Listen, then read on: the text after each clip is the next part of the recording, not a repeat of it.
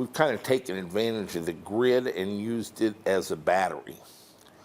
And I can understand their being a little bit upset about this as we get up to larger scales, because they're not a battery. And in fact, they have their own load management problems, and we're offloading it onto them.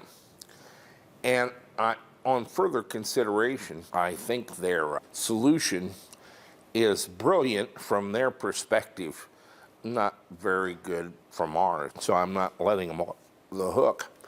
I'm acknowledging that it's a very smart move what they've done. Now, how this plays out as the number of solar installations increases is they simply bump their standard frequency to 61 hertz.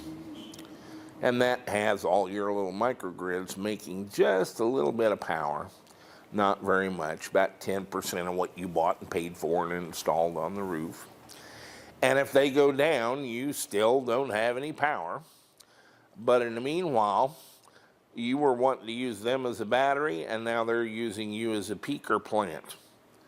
If they simply set it at 61 hertz, you're not really producing anything, and they've converted you back into being a customer and buying their power while you have solar on the roof. Isn't that nice? Better yet, if they do have any sudden load demands from air conditioning or whatever during the afternoon, without any further action on their part, that additional load will cause the frequency to sag just a bit. When it sags, your photovoltaic panels start producing a little more. As the frequency drops below 61 hertz, everybody's photovoltaic panels will go from putting out 10% to putting out 20%, and then 30%.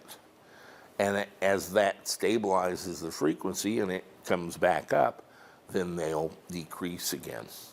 And so it's kind of an automatic way of using you as a battery to manage peak loads during periods of high solar irradiance. So it's really kind of brilliant, if slightly evil.